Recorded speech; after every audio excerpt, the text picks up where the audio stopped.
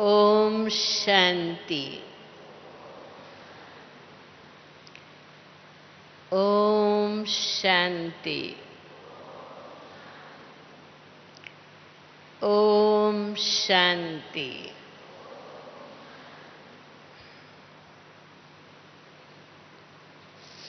शांतिवन के आंगन में आप हम सभी तपस्या का सुख ले रहे हैं।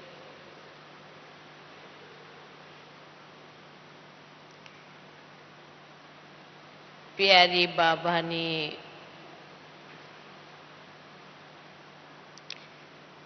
ब्रह्मा बाप को आदेश किया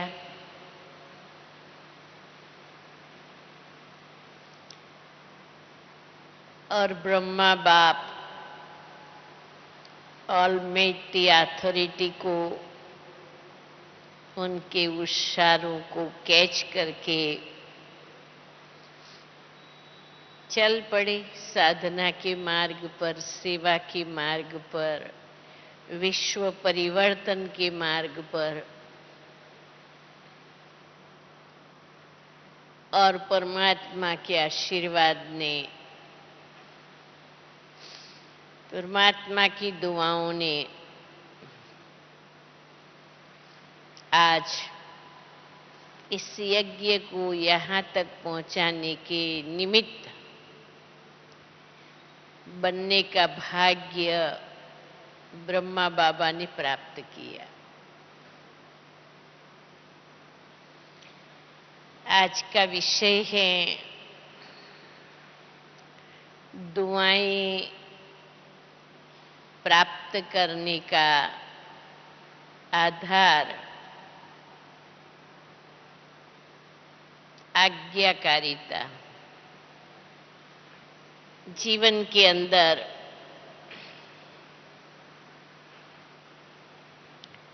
स्थूल साधन संपत्ति की प्राप्ति एक चीज है,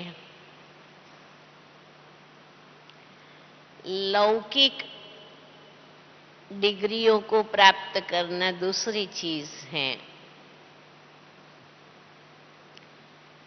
लेकिन जीवन में दुआओं को, आशीर्वाद को, वरदान को,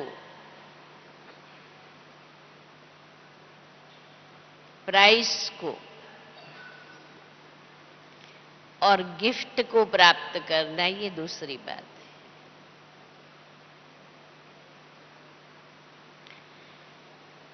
तो बड़ों के आशीर्वाद प्राप्त करने के लिए बड़ों की आज्ञा पर चलना पड़े। दुआ कहो, आशीर्वाद कहो, वरदान कहो, ये सभी की प्राप्ति का आधार आज्ञा, सेवा, फरमान।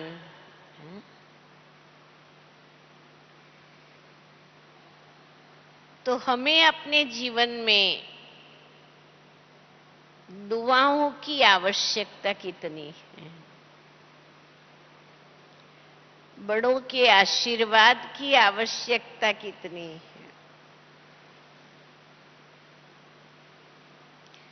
दुआ क्या काम करती है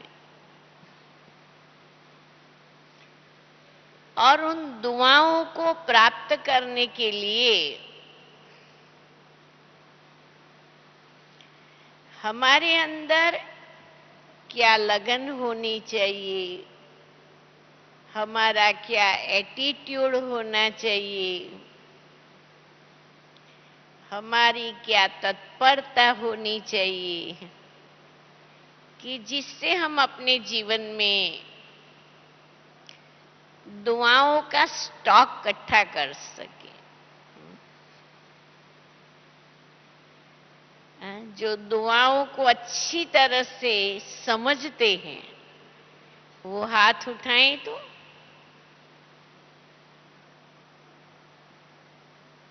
अच्छा, जो आज्ञाकारी बनने की बात को भी अच्छी तरह समझते वो भी हाथ ऊपर करें। अब देखो, दुआओं को अभी मालूम है और आज्ञाकारिता क्या भी मालूम है।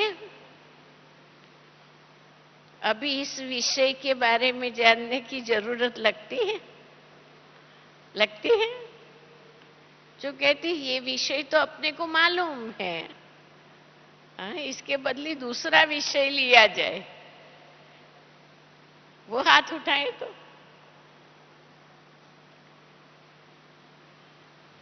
अच्छा, मालूम होते हुए भी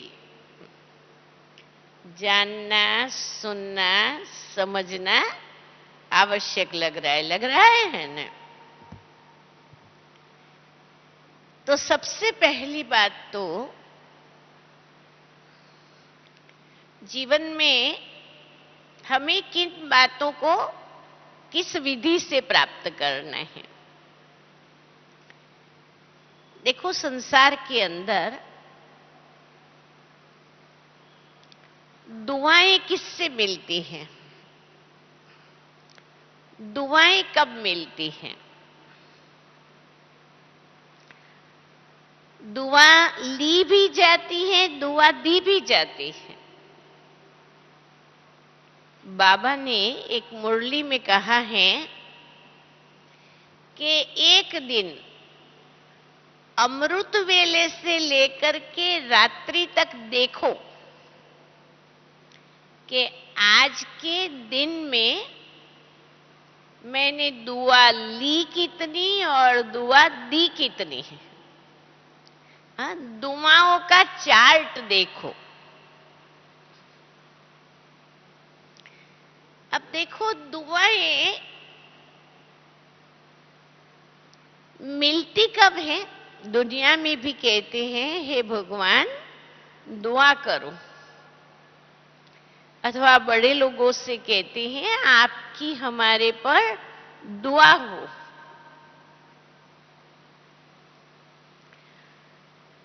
तो जब अगर हमें दुआ प्राप्त करनी है तो हमारा व्यवहार, हमारी मनसा वाचा कर्मणा, हमारा संबंध संपर्क ऐसा हो जिसके द्वारा सबको सुख मिले, जब सबको सेवा मिले, सबको सहयोग मिले, सबको सुविधा मिले,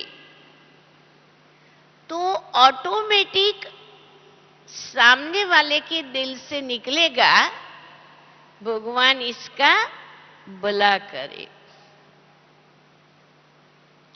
भगवान इसका कल्याण करे, आपका बहुत अच्छा हो।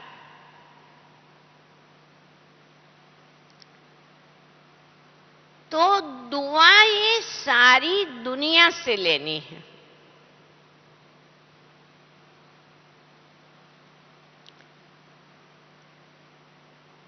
दुआ देने की बात है। अगर हमारे दिल में कदर, दूसरों के कार्यों का महत्व, दूसरों ने हमारे लिए कुछ भी किया है जाने अनजाने, उसकी हमें अंदर में महसूसता है, एहसास है कि ये मेरे लिए बहुत कुछ किया है। जब हमारे दिल में ये भाव होता है तब हमारे दिल से स्वाभाविक निकल आता है इनका भला हो, भगवान इनका भला करे, उनको सफलता मिले, उनको हमारा साथ चाहिए तो भी देने तैयार हो जाएंगे। तो ये है दुआएं। दुआ के ऊपर आशीर्वाद है। आशीर्वाद कैसे मिलते हैं?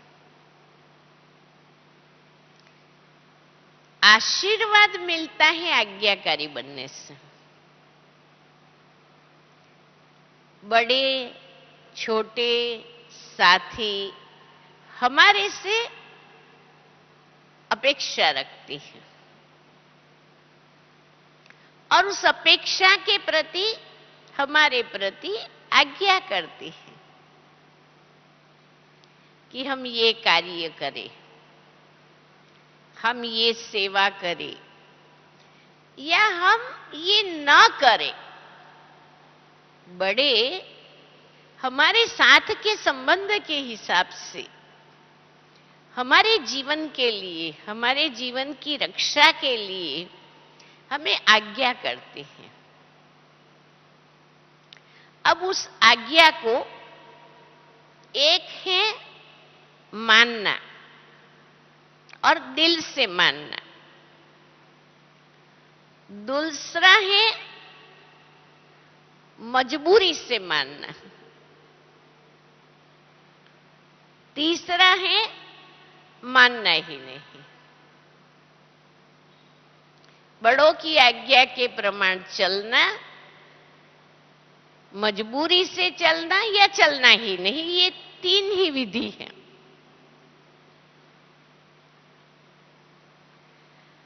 अगर हम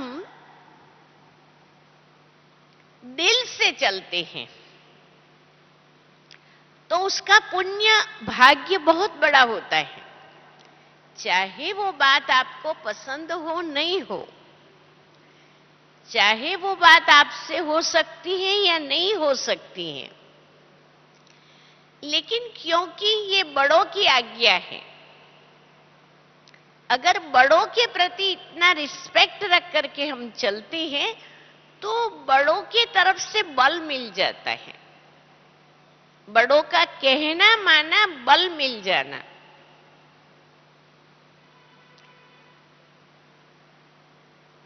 मैं साकार बाबा और हमारी आदरणीय दादी प्रकाशमणि जी, अव्यक्त बाप दादा, इन सभी के द्वारा आज्ञा प्राप्त करने की भाग्यवान बनी हूं और उसका प्रारब्ध इतना ज्यादा मिला है कि वो वर्णन करने में तो ऑर्डिनरी लगेगा, लेकिन जीवन की अनुभूति में एक्स्ट्रा ऑर्डिनरी है। एक होता है हम आज्ञा लेने जाते हैं, बड़ों की चाहनाओं को देख करके जीवन में चलना।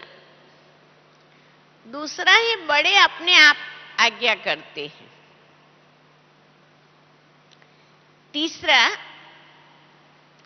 बड़े कुछ कहना चाहते हुए भी हमें नहीं कह पाते हैं, ये सोच करके कि अगर मैं कहूं और उस बात पर नहीं चले तो अवज्ञा का बोझ चढ़ जाएगा। एक बार बड़ी दीदी जी ने हम लोगों को सुनाया था, तो किसी बच्चे को, भाई को कोई काम कहने का था, तो बाबा ने मम्मा को कहा होगा, मम्मा ने बड़ी दीदी को कहा होगा, तो बड़ी दीदी ने कहा कि मम्मा ये बात तो आप कहो, बाबा कहे, मैं उसको कहूं उससे अच्छा है आपके कहने का वजन ज्यादा रहेगा। तो मम्मा ने उस समय कहा कि नहीं दीदी, आप ही कहो, उनको सुना के आओ। कह करके आए। उस भाई ने मना कर लिया, वो काम करने के लिए मना कर लिया। बड़ी दीदी आई मम्मा के पास, सुनाया। मम्मा ने इनका रहस्य सुनाया कि देखो, बाबा ने क्यों नहीं कहा। बाबा अपने बच्चों पर अवज्ञा का बोझ चढ़ाना नहीं चाहता है। भगवान कहे और बच्चा न करे तो अवज्ञा का बोझ चढ़ जाएगा, और किसी आत्मा ने कहा और नहीं किया तो इतना बोझ नहीं चढ़ेगा।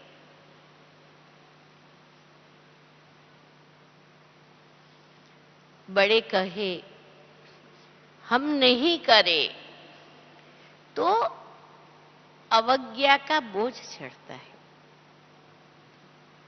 फिर दूसरी बात, सामने से आज्ञा करते हैं, हम उस पर चलते हैं तो कितनी अधिक प्राप्ति होती है। उसका एक मिसाल है। काफी साल हो गए पांडव भवन में अव्यक्त बाप दादा कुटिया में आया करते थे। कभी कभी छोटा ग्रुप होता था तो बाबा अपनी कमरे में आते थे, कुटिया नहीं कमरे में आते थे। तो बाप दादा को आने का था और म्यूजियम में बहुत सेवा होंगी, तो दादी कुमारका जी ने दो चार को कहा होगा म्यूजियम पर सेवा के लिए जाने के लिए। फिर वो बात लास्ट में मेरे पास आई, कोई जाने तैयार नहीं हुए। दादी जी ने मैसेज भेजा, वो चंद्रिका को बताओ। तो जैसे ही दादी ने बोला, मैं खड़ी होके म्यूजियम जाने तैयार हो गई, चली गई। अब एक तरफ हमारे दिल में अव्यक्त बाप दादा की पधरामणी का आकर्षण है, दूसरी तरफ हमारी यज्ञ की इतनी बड़ी दादी का आदेश है। हमें क्या करना चाहिए, वो उसी समय हमारे विवेक की परख है।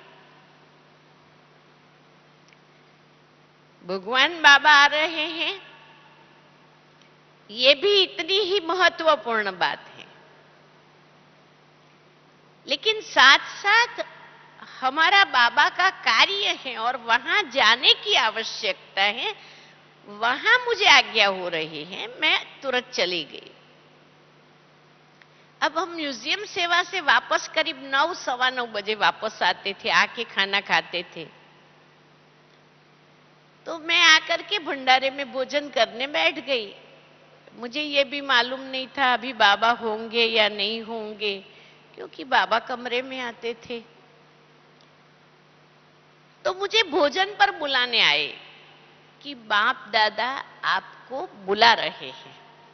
मैं तो खाना आधे में छोड़कर भागी।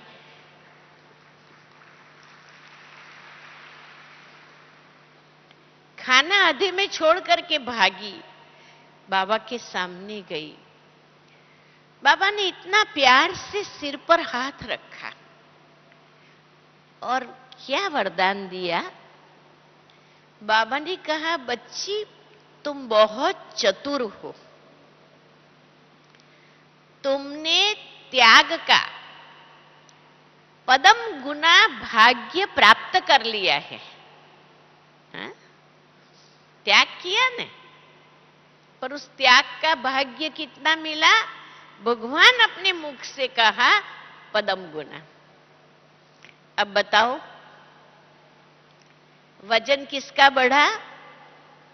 आज्ञाकारी बनकर चलने का। तो बड़े कुछ भी आज्ञा करते हैं, हमें जरा भी सोचने की जरूरत नहीं है। फिर तीसरा है आज्ञा लेकर चलना है जीवन में। जिस दिन से मुझे बाबा मिला है और मुझे ये समझ में आ गया कि ये भगवान ब्रह्मा के द्वारा काम कर रहा है,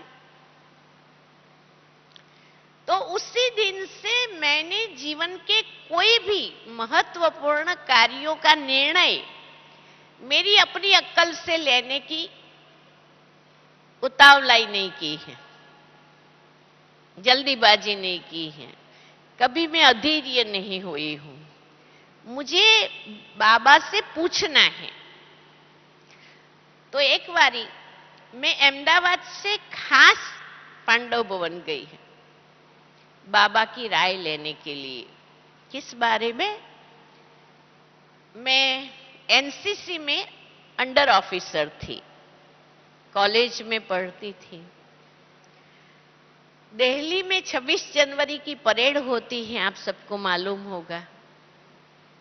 उस परेड में मेरा सिलेक्शन हुआ था और मुझे ही टीम को लीड करके जाने का था। अब 1 मास दिल्ली जाने का, वहां रहने का, वहां उसका मेडल मिलता, 3 ड्रेस मिलते, जाने आने का किराया मिलता, बहुत कुछ मिलता है। तो अंदर भी बहुत खुशी थी कि मुझे इतना बड़ा चांस मिला है। तो मैं बाबा से ये पूछने के लिए कि मैं दिल्ली जाऊंगी, कहाँ रहूंगी, मेरे खाने पीने की धारणा का क्या होगा, बाबा से राय सलाह करने में गई। बाबा को मिली, बाबा से पूछा, बताया बाबा ऐसे ऐसे मुझे दिल्ली जाना है, तो मैं कहाँ रहूंगी और भोजन आदि का क्या होगा? तो बाबा बहुत मीठा मुस्कुराया, मुस्कुरा करके मेरे को कहा, बच्ची तेरे को ड्रिल करना आता है क्या? मैंने कहा हाँ बाबा। तो बाबा ने कहा आज रात्रि क्लास में तुम ड्रिल करके दिखाना। और बाबा ने लच्छू बहन को बुलाया, लच्छू बहन स्टॉक संभालती है। कहा लच्छू बच्ची आओ। मैं थी, वेदांती बहन मेरी दूसरी बहन और एक मेरी फ्रेंड, हम 3 गए थे। देखो इन तीनों को पहरे वाले के नए नए ड्रेस निकाल के दे दो। आज रात्रि को ये बच्चियां ड्रिल करके दिखाएगी बाबा को। हमको तो नए नए ड्रेस मिल गए। सारा दिन हमने बहुत अच्छी प्रैक्टिस की। रात्रि क्लास में बाबा आए, बाबा की मुरली चली, फिर बाबा ने बुलाया, अच्छा चलो बच्चियां भी ड्रिल करेगी। तो ये मधुवन का छोटा हॉल था। हम लोगों ने वहां हमारे लिए जगह बीच में खाली कर दी, सभी साइड पर हो गए।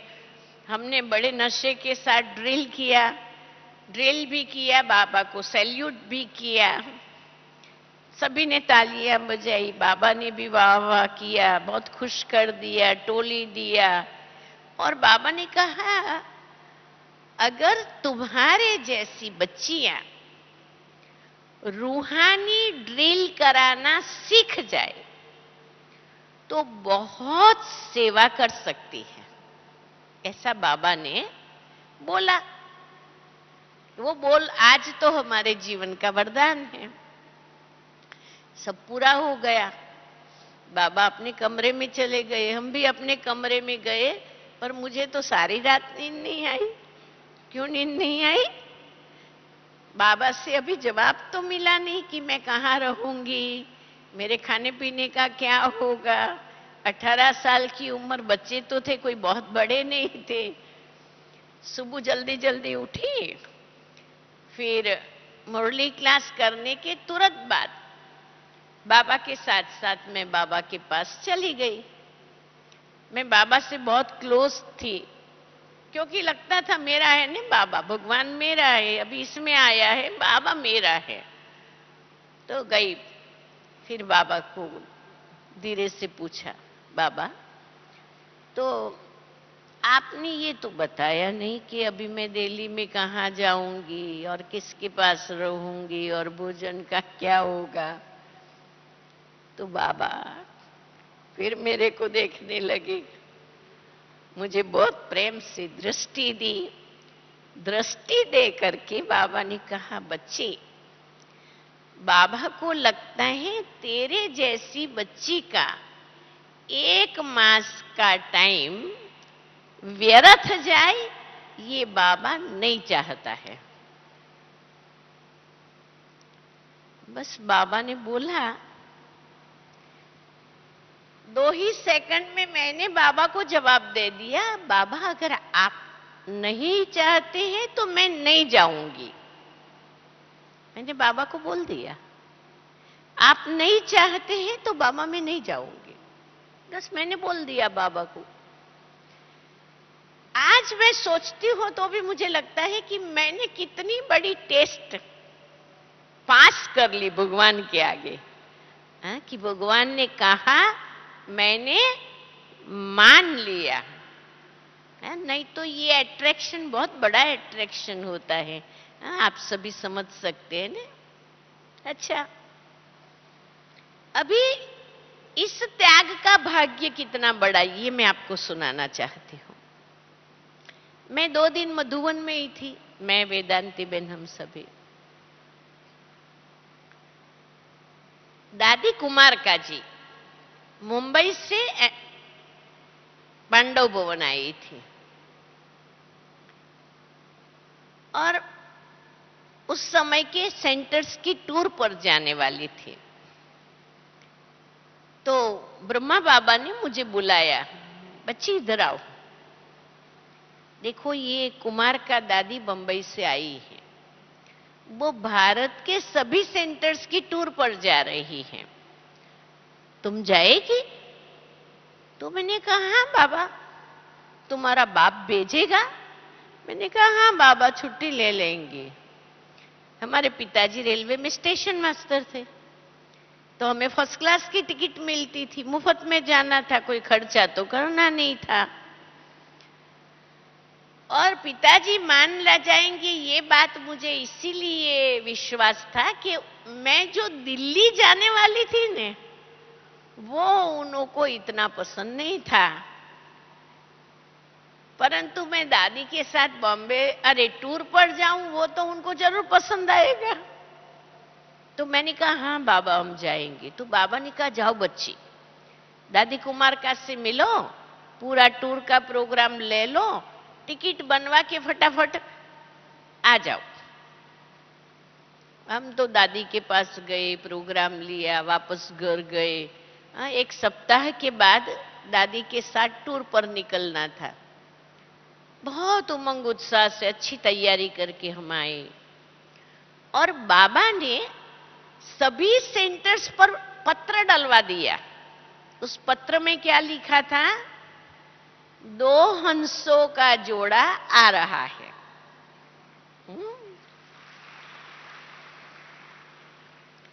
बहुत अच्छी बच्चियां हैं, बहुत पुरुषार्थी बच्चियां हैं। इन बच्चियों के अनुभव का क्लास जरूर रखना, ऐसा सब जगह बाबा ने लेटर डलवा दिया था। हम तो जब गए, हर स्थान पर हमें अनुभव दे कहने के लिए बोलते थे और सुनाते थे, तब मालूम चला कि बाबा ने ऐसा पत्र भिजवा दिया है। अब देखो ये लाइफ की कितनी बड़ी लॉटरी है, मेरे लिए तो बहुत बड़ी लॉटरी है। हमें उस समय मालूम नहीं था, लेकिन ब्रह्मा बाबा के अव्यक्त होने के बाद जो दादी पूरे यज्ञ का भार संभालने के निमित्त बनी, ऐसी यज्ञ की मुख्य प्रशासिका बनने वाली दादी के साथ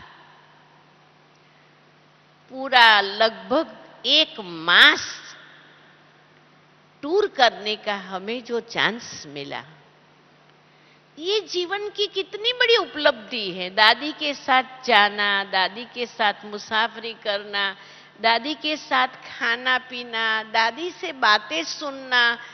और दादी हमारी केयर करती थी, तुमने खाया, तुमको रहने को ठीक मिला है, तुमको कुछ चाहिए, कितना बड़ा भाग्य मिला। ये भाग्य किससे मिला? आज्ञाकारी बनकर चलने का भाग्य है। ब्रह्मा बाबा ने या शिव बाबा ने ही कहो या बाप दादा ने कहो, आज्ञा कर ली कि आज्ञा भी नहीं, बाबा ने तो कहा सहज भाव से कि बाबा नहीं चाहता है कि तुम्हारा 1 मास का टाइम वेस्ट हो। अपनी चाहना को भी छोड़ दिया और बाबा की चाहना को, बाबा की आज्ञा को महत्व दिया, तो कितना बड़ा भाग्य प्राप्त हुआ। तो ये हमारे अपने विवेक पर है कि हम बड़ों की आज्ञा को कितना समझ पाते हैं। देखो, बड़े बड़े हैं, बड़ों ने अपने जीवन के अंदर सब प्रकार के अनुभवों को क्रॉस किया हुआ है। जब वो हमें कुछ कहते हैं, या तो हमें सेफ करने के लिए कहते हैं, या तो हमें मदद रूप बनने के लिए कहते हैं, या तो हमें आगे बढ़ाने के लिए कहते हैं। उन्हों के कहने में जो भी भाव समाया हुआ हो, उस समय हमें समझ में आए या ना आए, लेकिन बड़ों की आज्ञा शिरोमणि।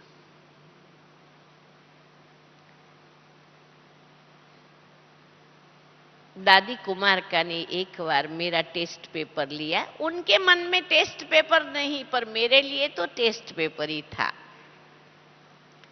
एक ब्रह्मा बाबा ने लिया, दूसरा अव्यक्त बाप दादा ने लिया, अब तीसरा दादी प्रकाशमणि जी ने लिया। यज्ञ में पहली कुमारियों की ट्रेनिंग थी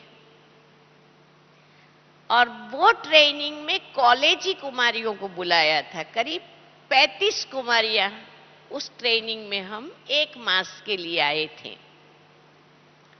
उस समय तो बाप दादा बार बार आया करते थे, तो हमारी भट्ठी का उद्घाटन होना था, बाप दादा द्वारा हुआ। बाबा ने हमें तिलक दिया, तो उस भट्ठी के उद्घाटन पर 5-7 कन्याएं बाबा से तिलक लेकर के आगे गई। मेरा नंबर आया। बाबा ने मुझसे पूछा, बच्ची बताओ कौन सा नंबर लेंगी? मैंने कहा बाबा फर्स्ट नंबर। बस बाबा ने मुझे टोली दी।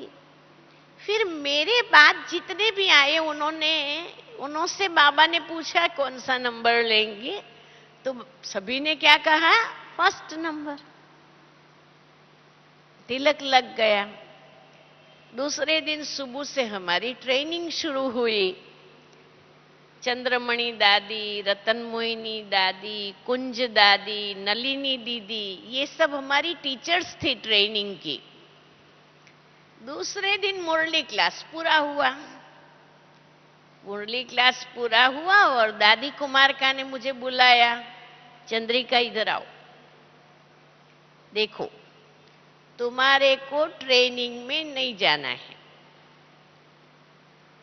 म्यूजियम में सेवा की जरूरत है, इसीलिए अभी आज से तुम्हें रोज सुबह 9 बजे म्यूजियम सेवा में जाना है, रात्रि को 9 बजे वापस आना है। ठीक है दादी? अब ट्रेनिंग लेने की तो दिल की जिगरी इच्छा थी, लेकिन दादी ने कह दिया, मैंने कह दिया ठीक है दादी। और मैंने वो रूटीन शुरू किया लेकिन मुझे ट्रेनिंग तो पूरी करनी थी, इसलिए मैंने सोचा कोई युक्ति बनानी पड़ेगी। तो मैंने 2 फ्रेंड बना ली मेरी, एक हमारी आशा दीदी, दूसरी हमारी शीलू दीदी। दोनों को मैंने रिक्वेस्ट किया कि सारा दिन भर जो क्लास चले ने, वो आप लोग मुझे रात्रि को आपकी डायरी देना। दोनों को इसलिए कहा कि एक ने मिस किया होगा तो दूसरे में तो मिलेगा, इसने मिस किया होगा तो इसमें मिल जाएगा। रात को 9 बजे आकर के भोजन करके, तब तो बहुत छोटा यज्ञ था हमारा। तो पांडव भवन में शांति सम के सामने जो कमरे हैं, ट्रेनिंग सेंटर उसको कहते थे, तो वहां पर हमारे रहने का प्रबंध कैसा था, सभी को पट में रहना होता था। बिस्तर मतलब बेड नहीं होते थे, पट में सोने का, और सभी का सामान एक ही कमरे में मिलिट्री की तरह दीवार को लगा के ऐसे चारों तरफ रखे जाते थे। उसी में एक छोटा लाइट का बल्ब चालू रहता था, बाकी 9:30 बजे लाइट्स बंद। ये दिनचर्या थी। रात्रि को वो दोनों डायरी लेकर के मैं वो सामान वाले कमरे में चली जाती थी। वहां बैठ करके जो भी क्लासेस है वो लिख लेती थी। उस लिखने में कभी 1 बज जाता था, कभी 1:30 बज जाता था, कभी सुबह भी हो जाती थी, लेकिन मैं सारे क्लास लिख लेती थी दोनों डायरी से देख करके। और फिर दिन में म्यूजियम में भोजन के बाद 1 बजे फ्री होते थे, 4:30 बजे तक। तो दिन में वहां पर वो सारा पढ़ लेती थी, अच्छी तरह से ध्यान से उसको रीड कर लेती थी। 15 दिन के बाद दोबारा बाबा आए। बाबा ने फिर से एक एक कुमारियों के साथ मुलाकात की। मेरा टर्न आया, बाबा ने मेरे से पूछा, अच्छा बताओ कितनों को आप सामान बनाओगी? तो मैंने कहा बाबा 3-4 को। तो बोला ऐसे 3-4 नहीं, फिक्स बताओ। तो मैंने कहा 3 को। तो जब मैंने ये कहा तो हमारे साथ जो बहनें थी, सखियां थी, तो पूछने लगी कि आप किनों को आप सामान बनाने वाली हो? मैंने कहा बहन ऐसा नहीं सोचा, ये तो बाबा ने पूछा तो कुछ तो जवाब देना पड़े ने। अच्छा, अभी उसी दिन के बाद हमारी चारों ही दादियां वो साथ में थे। मुझे कहा चंद्रिका तुम दादी को बोलो कि तुम्हें ट्रेनिंग में आने की परमिशन देवे। मैंने कहा मैं दादी को कैसे कहूंगी, मैं दादी को ये नहीं कह सकती हूं, मुझे जो दादी कहेंगी वो करेंगी। तो ये मेरा सौभाग्य रहा कि हमारी उन दादियों ने, नलनी दीदी, रतन मोहिनी दादी, चंद्रमणि दादी, उन्होंने दादी को कहा कि दादी अभी चंद्रिका बहन को 15 दिन के लिए ट्रेनिंग की छुट्टी दो। तो 15 दिन के लिए 15 दिन चले गए थे। ट्रेनिंग में रहने की परमिशन मुझे दादी ने दिया। ठीक है, अभी ये हमारी इतनी दादियां कहती हैं तो इस दादी को मानना पड़ेगा ना। अच्छा चलो तुम 15 दिन के लिए ट्रेनिंग ले लो। तो बाद में 15 दिन ट्रेनिंग में रही। उस ट्रेनिंग के अंदर बाकायदे हमारी ट्रेनिंग बहुत विधि पूर्वक होती थी, कर्मणा की, दिनचर्या की, सारे यज्ञ की सफाई की, सेवा की। 15 दिन के बाद हमारे 3 पेपर हुए, एक प्रैक्टिकल का पेपर और 2 थियरी का पेपर।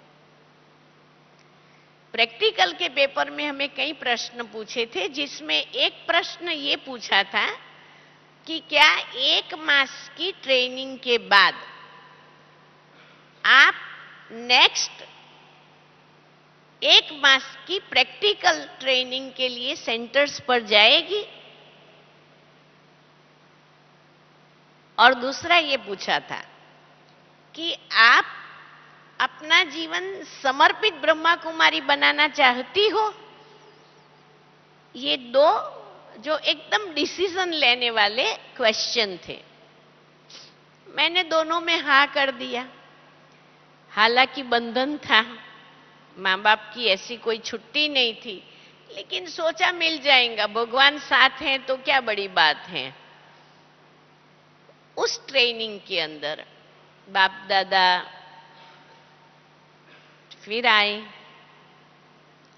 जिस दिन बाबा आए, अर्जुन मुरली प्रारंभ होने के पूर्व ही बाबा ने मुझे अपने पास बुलाया। बाबा ने मुझसे पूछा, बच्ची बाबा को क्यों बुलाया है? अब बाबा तो अपने प्रोग्राम से आए थे, लेकिन मुझे पूछा तो मेरे को कुछ जवाब देना चाहिए। मैंने कहा बाबा हमारी ट्रेनिंग का रिजल्ट देने के लिए। तो बाबा ने कहा अपना रिजल्ट तुम नहीं जानती हो। मैंने कहा बाबा वैसे जानती हूं, लेकिन जो आप कहेंगे वो ही फाइनल माना जाएगा। फिर बाबा ने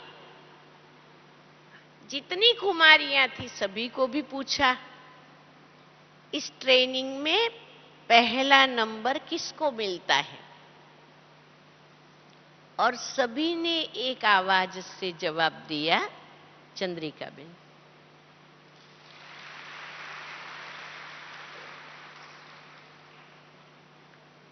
तो बाबा ने मान नहीं लिया। बाबा ने क्या किया, एक एक से फिर पूछा, तुम क्यों देती हो, तुम क्यों देती हो, तुम क्यों देती हो, तुम क्यों देती हो? और उसके बाद बाबा ने जो सुनाया, पहले नंबर का आधार क्या? अवगुणों का त्याग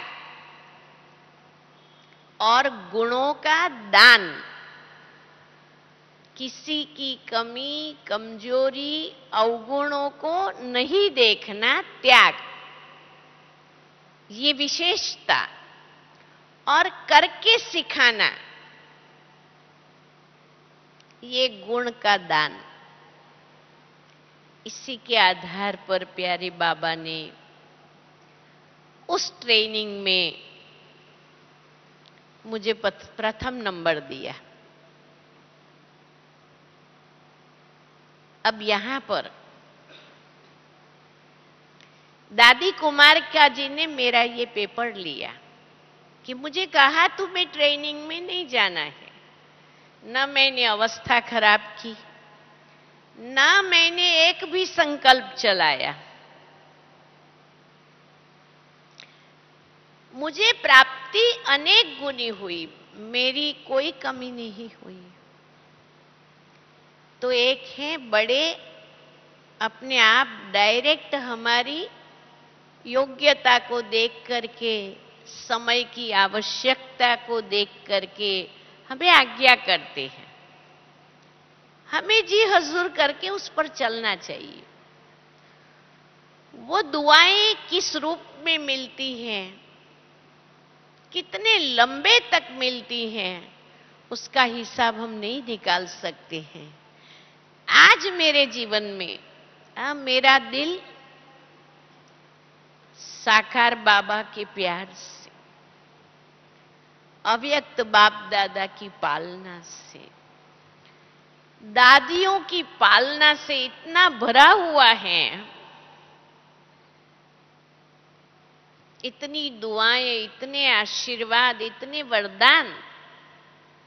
एक बार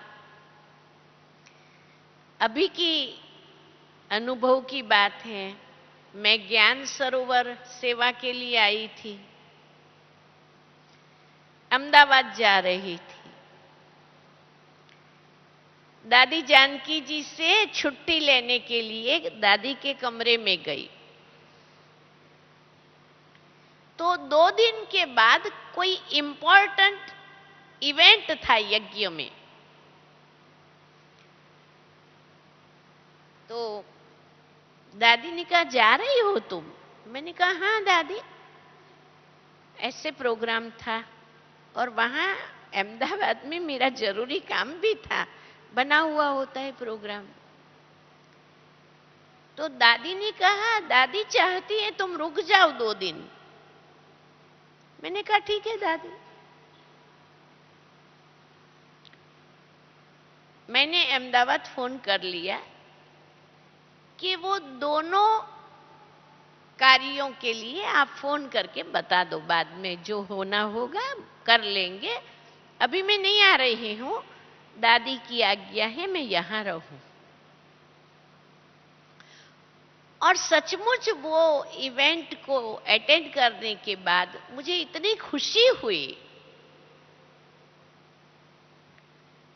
कभी भी किसी भी कार्य के लिए हम तो है ही रूहानी मिलिट्री, हमारा जीवन यज्ञ के लिए है और पूरे विश्व के लिए है।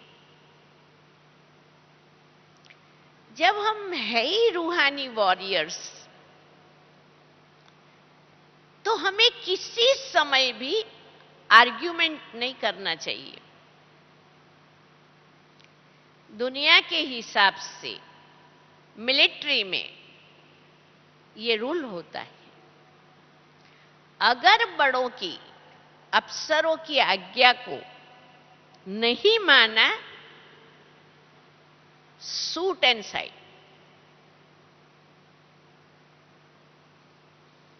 दुनिया कायदे पर चल रही है,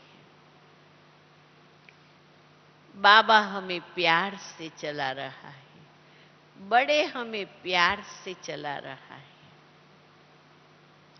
अगर वो अधिकार हाथ में लेना चाहे तो ले सकते हैं, लेकिन वो हमें ईश्वरीय पालना देते हैं।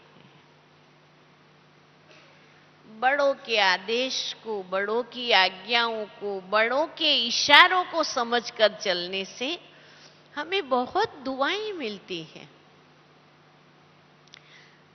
दुआ ही हमारी प्रगति का आधार है वास्तव में देखा जाए तो। बहुत महीन बात है, बहुत सूक्ष्म बात है। दूसरा, जीवन में एक सावधानी ये रखनी है, हम किसी के दिल को हर्ट नहीं करें, किसी को बद्दुआ नहीं करें, किसी के लिए ऐसा ऐसा बोल नहीं बोले। हम दुआएं लेने के अधिकारी भी हैं, लेकिन हम दुआएं देने के योग्य भी बने। ये जीवन बहुत मूल्यवान जीवन है। टाइम हो चुका है, लेकिन थोड़े में मैं दुआ, आशीर्वाद, वरदान, गिफ्ट और प्राइज को स्पष्ट करती हूं। दुआ मिलती है दूसरों की दिल से सेवा करने से। आशीर्वाद मिलती है आज्ञा पर चलने से। वरदान मिलते हैं अपनी साधना और अपनी सेवा के द्वारा औरों को प्रसन्नता देने से। औरों के पास वो अधिकार नहीं है, वो अधिकार बाप दादा और दादियों के पास है, वरदान देने का अधिकार। हमारी सेवा से, हमारी धारणाओं से, हमारे समर्पण भाव से प्रभु और हमारे बड़े इतने प्रसन्न हो जाए, वो प्रसन्नता से जो बोल बोलते हैं वो हमारे वरदान होते हैं। गिफ्ट तो बहुत ऐसे भी मिल सकती हैं, बर्थडे पर गिफ्ट मिलती हैं, कोई प्रसंग पर गिफ्ट मिलती हैं, एक दो के पास जाते आते हैं, प्रेम के स्वरूप में गिफ्ट लेके जाते हैं। प्राइज, लाइफ में प्राइज मिलना ये एक बहुत बड़ी चैलेंज है। प्राइज कब मिलती है? जब बहुत लोगों की तरफ से आपके कार्य को पूर्णता की एप्रिसिएशन मिले, भगवान के यज्ञ से प्राइज मिले, ऐसी इस जीवन में सेवा, साधना, समर्पण करना है और हमेशा बड़ों की आज्ञाओं के पर, इशारे पर, भावनाओं के पर चलकर आज्ञाकारी, ईमानदार, वफादार बनना है। ओम शांति।